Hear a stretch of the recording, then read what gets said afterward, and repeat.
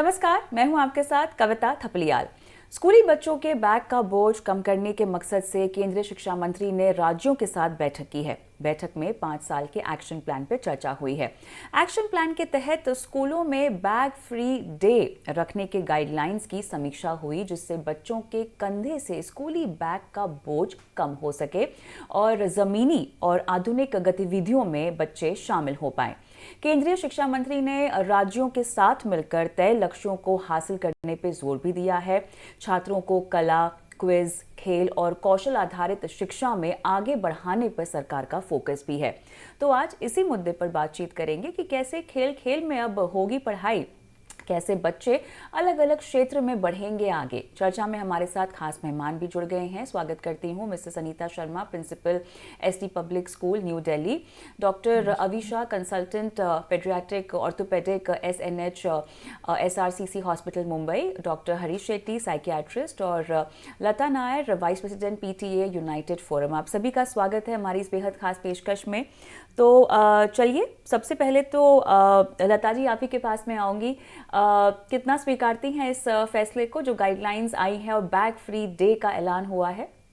Better late then never, वही तो मैं बोलेगी। लेकिन मेरी तो अभी मैं अपनी पहली, जब मैं छोटी थी, मैं उस टाइम की सोच रही हूँ और अभी की सोच रही हूँ। पहले हम लोग का इतना बैग नहीं था, तो अभी ये बैग का बोझा ये स्कूल में कैसे आ गया? I mean school are taking ना, आई एम वेरी फ्रैंक जी, स्कूल तो आज बहुत बड़ी है।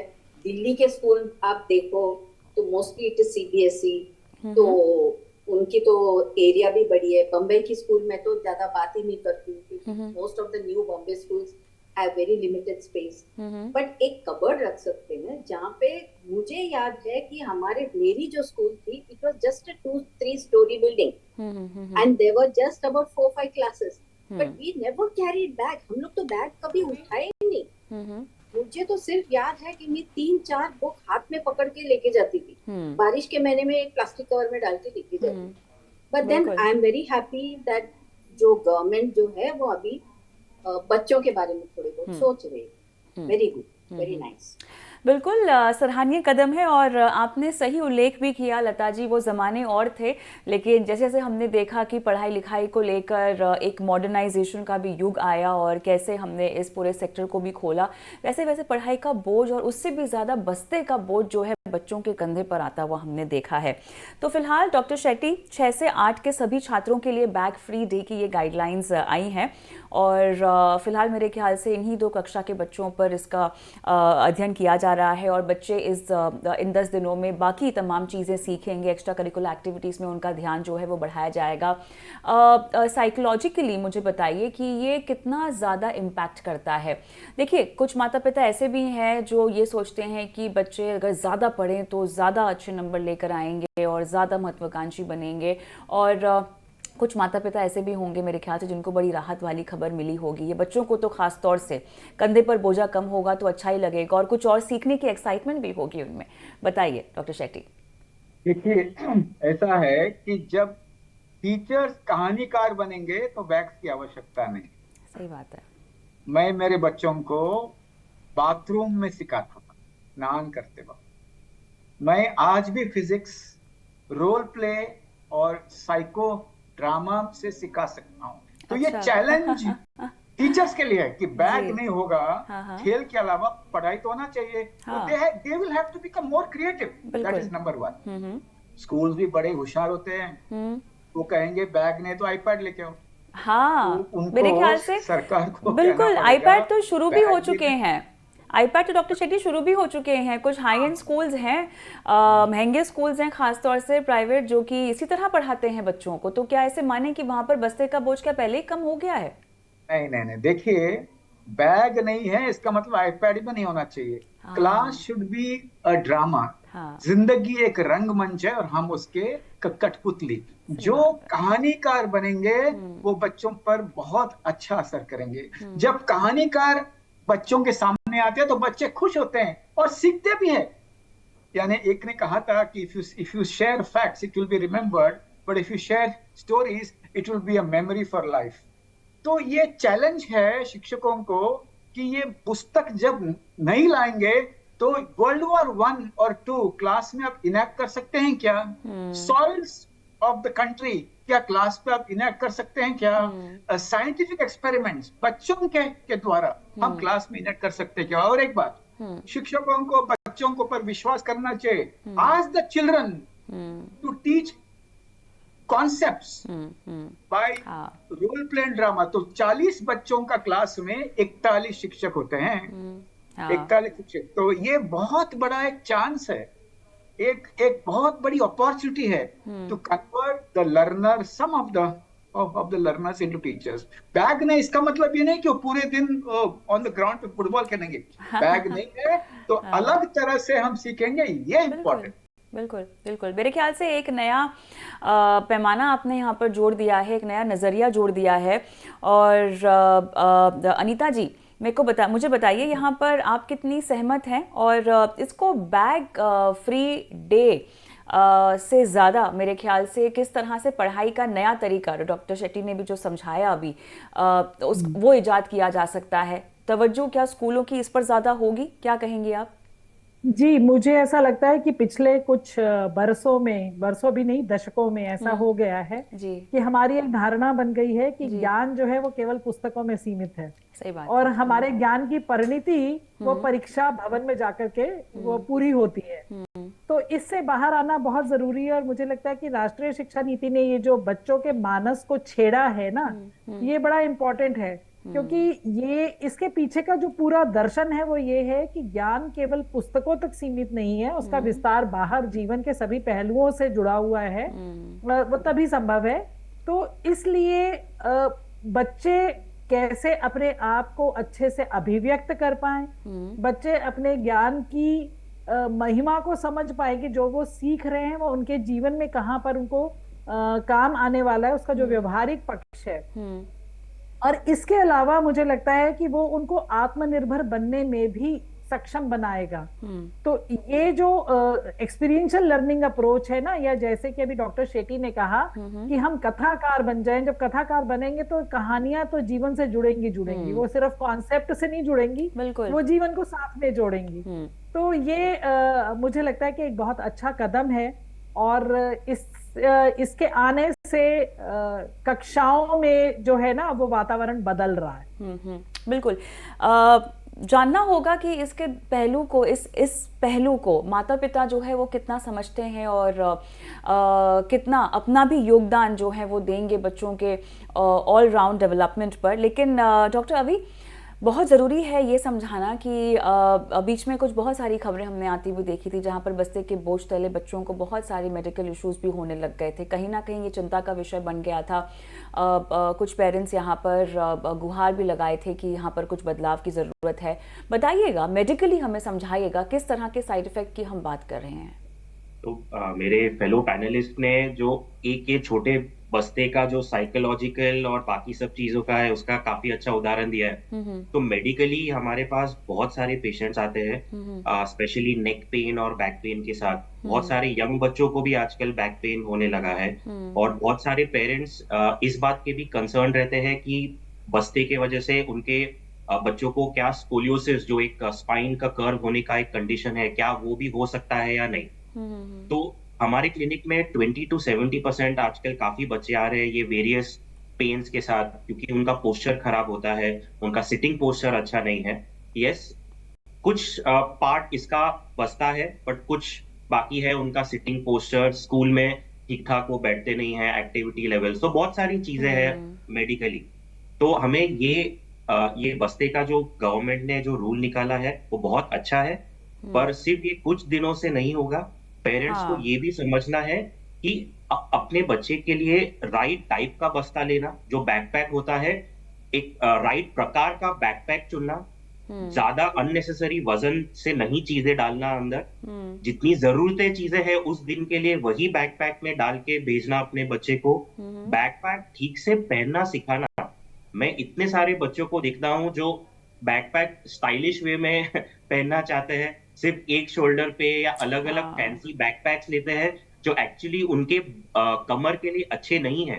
तो वो पार्ट को भी पेरेंट्स को समझना है कि यस, फैंसी बस्ते और ये सब अच्छी बात है, पर कमर के लिए जो राइट बैकपैक है, जो राइट बस्ता है, वो उनको उनके बच्चों के लिए लेना चाहिए। और दूसरी है जो उनका पोस्चर है, जो सिटिंग पोस्चर है और बाकी उनकी जो एक्टिविटीज है, ये सब पे भी कंसंट्रेशन देना चाहिए। सिर्फ ये नहीं कि बस्ता वजन है। यस, बस्ते का वजन एक पार्ट है इस चीजों का, और हमें हमेशा ध्यान रखना है, हमारी रिकमेंडेशन रहती है कि बस्ते का जो वेट है, बच्चे के वेट का 10 to 15% से ज्यादा बिल्कुल भी नहीं होना चाहिए, क्योंकि लॉन्ग टर्म में हमने देखा है कि इन बच्चों को आगे चल के बहुत सारी बैक के इश्यूज आने के रिस्क बढ़ जाते हैं। रूटीन बैक पेन और ये सब चीजें भी बहुत आजकल इंसिडेंसेस बढ़ रहे हैं बच्चों में। बिल्कुल। एक और पहलू है जो मेरे ख्याल से चर्चा में आगे मैं आपसे पूछूंगी, डिजिटल पढ़ाई का, जो कि बहुत ज़्यादा बढ़ गया है। लेकिन लता जी, मैं आपके पास आना चाहूँगी। यहाँ पर भले ही जो 10 दिन बताए गए हैं जहाँ पर बच्चों को शिक्षा तो दी जाएगी, लेकिन अलग तरीके से दी जाएगी। क्या बच्चे ऑलरेडी ऑनलाइन बहुत ज़्यादा जो पढ़ाई लिखाई होती है स्कूलों में, उससे कहीं ज़्यादा नहीं आजकल ऑलरेडी सीख रहे हैं? कई बार तो हमने ऐसे देखा है कि बच्चे माता पिता को ही बहुत सारे कॉन्सेप्ट्स सिखा रहे हैं, भले ही वो कोई रील देखकर हो या कोई ज़िंदगी के फ़लसफ़े की बात सुनकर हो। तो बच्चे आजकल बहुत जल्दी सीखना शुरू कर दिए हैं, और दूसरा उनका एक्सपोजर इतना ज़्यादा बढ़ गया है ऑनलाइन कंटेंट पर कि अपने आप में जो हम ऑलराउंड डेवलपमेंट की बात कर रहे हैं, वो बच्चों में अपने आप ही आ रही है। लता जी। एकदम सही है। और लेकिन अभी तो हंसी भी आती है, क्योंकि हम बोलते हैं कि बच्चे एकदम they are very smart. Content, आपने तो एक बताया था कि कंटेंट, आजकल तो एआई पे तो आप कंटेंट की कोई जरूरत ही नहीं है। आपको आपका कॉम्पोजिशन है, एसेज है, वो डायरेक्टली मिल जाती है। सिर्फ यू में आप थोड़ा बहुत चेंजेस इधर उधर कर लो, आपका टॉपिक डाल दो, आपको सब कुछ मिल जाएगा। वो सिर्फ तो अपना जो स्कूल है वो भी थोड़ा बहुत अभी जरा चेंजेस लेके आना चाहिए, क्योंकि बच्चे तो भूल ही गए टेक्स्ट बुक पढ़ना या बुक्स पढ़ने का या लिखने का, ये सब तो वो लोग खुद भूल गए अभी। तो मुझे लगता है कि ऑनलाइन अभी see it is very simple, क्योंकि आजकल सबके हाथ में मोबाइल तो होती है। Exactly, बच्चे भी आजकल मोबाइल लेके जाते हैं, लेकिन कोई पाबंदी नहीं, यानी कि डायरेक्टली आप डेटा तो बहुत चीप है, आप कैसे भी डाल दो, कुछ भी देखो, किसके निगरानी तो है ही नहीं। बिल्कुल, वो उस पर वो एक चिंताजनक है। बिल्कुल, वो पेरेंट्स की तरफ से थोड़ा सा स्ट्रिक्टनेस आनी जरूरी हो जाएगी। सिर्फ पेरेंट्स ही नहीं है, उनको जो स्कूल में जो बताया जाता है, देन थोड़ा एक्सपोजर उनको वहां से भी आना चाहिए, क्योंकि हम बच्चे जो है सिर्फ घर से नहीं पढ़ते। वो जो स्कूल में जाते हैं, बच्चों से, बाकी बच्चों के बात जो सुनते हैं, उनको पता नहीं, उनको उसमें उसकी जो मीनिंग है वो तो समझ में नहीं आते। क्योंकि पहले हम जब छोटे थे, तभी हमारे जो गाली गलौज जो है वो स्टूपिड इडियट तक होता था। तो अभी वो कुछ ज्यादा ही है, और हम जैसे लोग अगर करेक्ट करने जाएंगे तो उनकी ध्यान में तो वो रहती है। तो it is better that at that time you don't correct. लेकिन अभी जो स्कूल में जो बच्चे इनका जो एक्सपोजर जो है, it is not with small गाली गलौज या चलो किसी के ऊपर ये किया या वो किया, नहीं, बिल्कुल तरह तरह का कंटेंट बच्चे देखते हैं और अपने आसपास अपने दोस्तों से ही बहुत कुछ सीखते हैं। तो डॉक्टर शेट्टी, अब क्योंकि जैसे कि हम चर्चा कर ही रहे हैं कि बच्चे बहुत जल्दी सीखना शुरू कर दिए हैं, बहुत जल्दी स्मार्ट हो गए हैं, और कोविड के दौरान हमने देखा दरअसल क्योंकि माता पिता हर कोई वर्क फ्रॉम होम कर रहा था, और ऐसे में बच्चों का ध्यान बांटने के लिए आपने खुद ही उनको लैपटॉप दे दिया, उन्हें खुद ही फ़ोन दे दिया। तो हम उस क्रूशियल एज की बात कर रहे हैं डॉक्टर शेट्टी, जहाँ पर बच्चों की परवरिश और जो नींव कहते हैं ना, उनकी पूरी ज़िंदगी भर गुजारने के लिए वो रखी जाती है। अब इस तरह की डेवलपमेंट हम ऑनलाइन होते हुए देख रहे हैं, डिजिटल वर्ल्ड के ज़रिए होते हुए देख रहे हैं। अब ऐसे में एक बैग फ्री दिनों का ऐलान कर देना, जहाँ पर बच्चों को प्रेरित करना कि वो शिक्षा ले लेकिन दूसरे तरीके से करें, ये एक्सेप्टेबिलिटी कितनी आएगी बच्चों में, बताएं। हर एक बच्चा 3 स्कूल में जाता है, हम्म, स्कूल, ट्यूशंस और माँ का स्कूल। हम्म, तो ये अक्रॉस अप्लाई करना बहुत आवश्यक है। हम्म, और क्रिएटिविटी यदि स्कूल में बढ़ा तो ट्यूशंस पे ध्यान कम होगा, बच्चे स्कूल के अंदर सीखेंगे तो उन्हें अच्छा लगेगा, समय भी बचेगा, खेल कूद के लिए समय मिलेगा। हम्म, इसके साथ साथ आज ये सच है कि जब कहानीकार स्कूल में होते हैं तब जिज्ञासा बढ़ती है और हम्म, शिक्षकों का स्वास्थ्य भी इंप्रूव होता है। साथ साथ में आज एक बात है कि गैजेट एडिक्शन ये बहुत बड़ी समस्या है। इसके साथ साथ जब हैंड्स फ्री बच्चे जाएंगे तो गैजेट फ्री भी होना बहुत आवश्यक है। कहने का तात्पर्य ऐसा है कि बच्चों को बहुत कुछ पता है, परंतु पर्सपेक्टिव लर्निंग, दृष्टिकोण, ये प्रोसेस से ही आता है। इसीलिए मैं तो कहता हूं हर एक स्कूल को अपने स्कूल में माइंडलेस यूज ऑफ गैजेट्स के विरुद्ध और माइंडफुल यूज ऑफ गैजेट्स के साथ मूवमेंट चलाना चाहिए। सिर्फ काउंसलिंग से नहीं होगा, सिर्फ कैंपेन से नहीं होगा, तो उसके साथ साथ इसका भी मूवमेंट होना आवश्यक है। और एक बहुत बड़ा पहलू है, कुछ शिक्षक जिंदगी भर क्वेश्चन आंसर पे जिए हैं, इतना है कि उनको अपना नोट्स पर बहुत गर्व है और उन्हें ऐसा लगता है जब वो जाएंगे तो चिट्टा पर भी अपना नोट्स रखना। इनको बदलना बहुत आवश्यक है। सिर्फ एक रूल पास किया तो ये होने वाला नहीं है, साथ साथ में उनकी capacity building of creating stories, telling stories. Everybody is a storyteller. You discover it in their lifetime. तो और साथ साथ में पेरेंट्स को जब तक कुछ मैटर नहीं दिखता तब तक लगता है बच्चों ने पढ़ाई नहीं। तो ये मानसिकता शिफ्ट करना in the parent teacher association शिक्षकों के बीच में बहुत आवश्यक। जो शिक्षक को ऐसा लगता है मैं फिर से जग गया, उसका स्वास्थ्य अच्छा होगा, उसकी शुगर ठीक हो जाएगी, उसकी हार्ट रेट अच्छी होगी और वो नया शिक्षक बनेगा। ये साथ साथ में होना बहुत जरूरी। बिल्कुल, लेकिन साथ साथ पेरेंट्स की भी हैंड होल्डिंग करनी होगी। अनीता जी ये बताइएगा, अब कुछ पेरेंट्स ऐसे भी होते हैं जो बहुत एम्बिशियस होते हैं अपने बच्चों की पढ़ाई लिखाई को लेकर, उनके करियर को लेकर। अब ऐसे में 10 दिन आप उन्हें कह दें कि बच्चे जो है बस्ता स्कूल में लेकर नहीं आएंगे और जो ट्रेडिशनल पढ़ाई लिखाई होती है वो नहीं होगी, तो वो तो काफ़ी सदके में आ जाएंगे। तो अब तो उनकी हैंड होल्डिंग करना बहुत ज़रूरी होगा। और दूसरी ये बात है कि अगर 10 दिन ट्रेडिशनल पढ़ाई नहीं होगी तो जो पढ़ाई होगी वो कैसे अमल में लाई जाएगी, इस पर भी मेरे ख्याल से स्कूल्स को विचार करने की ज़रूरत होगी। क्या कहेंगे? जी बिल्कुल बिल्कुल।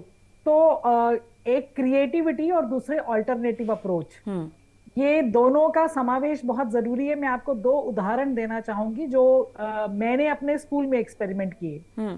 पहला उदाहरण है मैथमेटिक्स की क्लास से, कि वहां पर जनरली जब हम मेजरमेंट पढ़ाते हैं तो बच्चे बहुत डिफिकल्टीज फेस करते हैं। तो हम लोगों ने अपने मेजरमेंट को चैप्टर को पढ़ाने के लिए स्पोर्ट्स ग्राउंड को चुना कि हमारा स्पोर्ट्स ग्राउंड जो है वो ही क्लासरूम होगा और वो प्रत्येक क्लास को उसमें जो कॉन्सेप्ट कवर होने हैं उसके अनुसार अलग स्पोर्ट्स कोड दे दिया गया कि यहाँ जाकर के उनको पढ़ना है, एक्सपेरिमेंट करेंगे, सब कुछ सीखेंगे।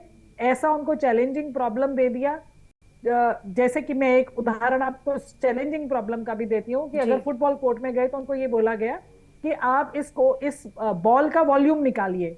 अच्छा। अब जब पुस्तक के अंदर प्रॉब्लम होती है तो उसके अंदर सब कुछ गिवन होता है, उसमें सब दिया होगा कि बॉल का रेडियस कितना है और फॉर्मूला क्या है, और बच्चा सिर्फ उस फॉर्मूले को अप्लाई करता है, उसके अलावा कैलकुलेशन के अलावा वो कुछ नहीं करता। अच्छा। लेकिन यहाँ प्रॉब्लम जब चैलेंज की तरह आती है तो उसको सोचना पड़ता है कि इस बॉल का आखिर रेडियस कैसे निकलेगा, मैं कैसे निकाल सकता हूँ वो वॉल्यूम। तो ये जो चैलेंज होता है ये उसको प्रॉब्लम को इंटेरोगेट करने में भी मदद करता है, उसको डिफरेंट पर्सपेक्टिव से भी सोचने में मदद करता है, उसको इस बात में मदद करता है कि मुझे इस तरह की प्रॉब्लम्स अगर मेरे जीवन में आ रही हैं तो उनको सॉल्व करने के लिए किस तरह की नॉलेज की जरूरत है। बिल्कुल। तो क्योंकि कोई भी नॉलेज वैलिडेट तब होती है जब बच्चा उसका एप्लीकेशन भी प्रॉपर वे में सीख पाता है। तो ये एक उदाहरण मैंने आपको दिया। दूसरा उदाहरण मैं देना चाहूंगी, बहुत क्रिएटिव एग्जाम्पल है कि हमने राष्ट्रीय शिक्षा नीति के संदर्भ में देखा कि एक तो बैगलेस डेज का कॉन्सेप्ट क्या है, उसके पीछे की फिलॉसफी क्या है। इसके अलावा हमारा विजन क्या है। हम चाहते हैं कि हमारे बच्चे भारतीय मानसिकता के साथ तैयार हों, वो अपने देश के प्रति गर्व और गौरव करना सीखें। तो दूसरा एक्सपेरिमेंट हमने ये किया कि हमने अलग अलग राज्यों के कलाकारों को अपने स्कूल में इनवाइट किया, और प्रत्येक राज्य के कलाकार के साथ में, जो कलाकारों का समूह था, उनके साथ कुछ छोटे छोटे समूह बच्चों के बांट दिए थे। और उन समूहों ने बच्चों के साथ में उन बच्चों ने उन कलाकारों के साथ में 10-10 दिन तक कार्य किया। और वो कार्य करते हुए क्या किया, उनके जो राज्य की लोक कला थी, जैसे कि राजस्थान का फड़ आर्ट है, जैसे कि मधुबनी है बिहार से, तो ये कला तो सीखी, इनके पीछे की हिस्ट्री सीखी, उसको पहले कागज के ऊपर उतारना सीखा, और कागज से फिर हमने उनके सामने बड़े बड़े टेबल्स रख दिए, उसके ऊपर उन्होंने उसको स्केल अप किया। तो मैथमेटिक्स से concept, ratio, proportion, scaling, graphic, ये सब कॉन्सेप्ट भी सीखे, और साथ साथ वहां की कला भी सीखी। बिल्कुल। तो जब उसमें वो दक्ष हो गए, तो फिर उन्होंने 200-200 फीट की वॉल के ऊपर उस कला का उसको उकेरा। क्रिएटिविटी के जरिए लाइफ स्किल आपने उनको सिखाने की कोशिश की है, लेकिन क्या ये ट्रेनिंग जो है माता पिता को भी दी गई है? क्या माता पिताओं को इसका महत्व समझाया गया है? और फिर माता पिता को बुला करके उनको उन बच्चों का कार्य दिखाया गया। अच्छा। और यहाँ पर लाइफ स्किल, वैल्यू एजुकेशन, अपने देश को जानना, सस्टेनेबल लाइफ स्टाइल क्या होता है, उन कलाकारों की सिंपल जो वैल्यूज हैं, जो सिंपल लिविंग है, उससे बच्चों ने सीखा। और साथ ही उनके अंदर एक ऐसा स्किल आया जिससे वो सेल्फ सस्टेनेबल भी हो गए। बिल्कुल। क्योंकि इसमें एक मजेदार उदाहरण ऐसा भी हुआ कि बच्चे ने जाकर अपने घर के ड्राइंग रूम के ऊपर उस चित्र को जब उकेरा, पेंटिंग बनाई, तो उसको एक मॉल को ऐसा ही सजाने का ऑर्डर मिल गया, और वो एक स्टार्टअप की अब ये तो बहुत ही अच्छा हो गया मेरे ख्याल से। हमने अपने स्कूल के दिनों में ये सब चीज़ें मिस कर दी, मुझे तो आपकी बात से यही अब लग रहा है। लेकिन डॉक्टर रवि, क्योंकि हम उस उम्र की बात कर रहे हैं जहाँ पर आप मेंटली डेवलप हो रहे हैं, परवरिश के लिहाज से तो खैर आपको सीख मिल ही रही है, लेकिन फिज़िकली भी आपकी बॉडी जो है वो एक ऐसे फेज़ में है जहाँ पर वो स्ट्रॉन्ग होने की कोशिश कर रही है। अब ऐसे में आप ऑनलाइन वर्ल्ड से एक्सपोज्ड हैं, पढ़ाई का प्रेशर आपके ऊपर है, कॉम्पिटिटिव तो मेरे ख्याल से बच्चे हो ही जाते हैं बाय डिफ़ॉल्ट, और जो नहीं हो पाते हैं मेरे ख्याल से वो अलग तरह की चीज़ों के शिकार भी हो जाते हैं। तो अब इन सब चीज़ों में अपनी सेहत का ख्याल रखना, और ख़ासतौर से माता पिता को मुझे बताइए किस तरह का ध्यान देना होगा। हम यहाँ पे एक्स्ट्रा करिकुलर एक्टिविटीज़ की बात कर रहे हैं, उसके ज़रिए बच्चों को शिक्षा देने की बात कर रहे हैं। ऑलराउंड डेवलपमेंट में अगर मैं देखूँ फिजिकली बच्चों की, तो किन किन चीज़ों को शामिल करना ज़रूरी होगा आपके मुताबिक? तो ये बहुत ही इम्पोर्टेंट चीज़ है, क्योंकि ये एजुकेशन, टेक्नोलॉजी, ये सब चीज़ें कब जाने नहीं वाली है, वो इवॉल्व होते जाएगी। टेक्नोलॉजी का पार्ट भी बढ़ते जा रहा है एजुकेशन सिस्टम में। तो मेडिकल रिलेटेड बेसिकली पेरेंट्स को हमें इतना समझाना है, क्योंकि हमारे बच्चे बहुत टाइम, क्योंकि कम्पिटिटिव रहते हैं, स्टडीज इतने हैं, मेजॉरिटी टाइम सिटिंग में रहते हैं। सिटिंग में उनका पोस्चर यूजुअली खराब रहता है, और स्पेशली जब वो टेक्नोलॉजी यूज करते हैं जैसे लैपटॉप्स, आईपैड्स, मोबाइल्स, वो हंच करते हैं। फिर दूसरा है ये बैकपैक का प्रॉब्लम, जो भारी बस्ता जो वो लोग यूज करते हैं। तो यस, ये इनिशिएटिव अच्छा है कि जहाँ पे कुछ दिन बैकपैक नहीं पहनेंगे, पर ये कुछ दिन का बात नहीं है। जब मेडिकल चीजें आती है और हेल्थ और माइलस्टोन्स और डेवलपमेंट की चीजें आती है, ये एक सस्टेनेबल चीज होनी चाहिए जो स्टार्ट डे 1 से लेके डे एंड तक कंटिन्यू रखना है। ऐसे कुछ दिनों में बस ये करके सडनली आपका चेंज हो जाएगा, वैसा नहीं रहता है। तो पेरेंट्स को बहुत एक तो ये ध्यान रखना है कि पहले सही बैकपैक यूज करें, उनके बच्चों का पोस्चर अच्छा हो, उनका जो सिटिंग टाइम है वो कुछ हद तक कंट्रोल करे, कि बच्चे at least after few hours of sitting कुछ उनको मूवमेंट मिले, एक्टिविटीज में डाले, जैसे स्पोर्ट्स एक्टिविटीज हो या कुछ भी, जो भी बच्चे को पसंद हो। कंपल्सरी नहीं है कि फोर्सफुली एक्टिविटी स्पोर्ट्स में ही डालना है, बट समथिंग एक्स्ट्रा करिकुलर जो बच्चा रूम से बाहर निकले, घर से बाहर निकले, कुछ एक्टिविटी करे जिससे उनका मसल और बोन डेवलपमेंट इंप्रूव हो, स्ट्रेंथ इंप्रूव हो। सिंपल एक्सरसाइजेस है जो पोस्चर और वो सब चीजों को अच्छा करने के लिए वो कर सकते हैं घर पे। तो ये सब छोटी छोटी चीजें हैं जो वो लोग सस्टेनेबली रोज करेंगे, तब जाके हमें कुछ फायदा मिलेगा। सिर्फ साल में 10 दिन आप ये करोगे और बाकी दिन सब सेम वे में कंटिन्यू करोगे, तो नहीं हो कुछ चेंज सकता। नहीं होने सही वाला है बात है। उससे। सही बात है। तो चलिए, यहाँ पर भले ही बैग फ्री डे का स्वागत हम सब करते हैं, लेकिन ये किस तरह से अमल में लाया जाएगा, किस तरह से इसकी बेहतर प्लानिंग होगी, ये जो दारोमदार है ये कहीं ना कहीं स्कूलों पर आ जाएगा, और उसमें माता पिता का कितना सहयोग होगा, कितनी रजामंदी होगी, ये भी देखने वाली बात है। लेकिन एक उज्जवल भविष्य की ओर एक बहुत ही बेहतरीन कदम के तौर पे हम इसको देख सकते हैं। बहुत बहुत धन्यवाद आप सभी का इस खास पेशकश में शामिल होने के लिए, दर्शकों का मार्गदर्शन करने के लिए, और मुझे भी आज के इस एपिसोड में इजाजत दें। नमस्कार।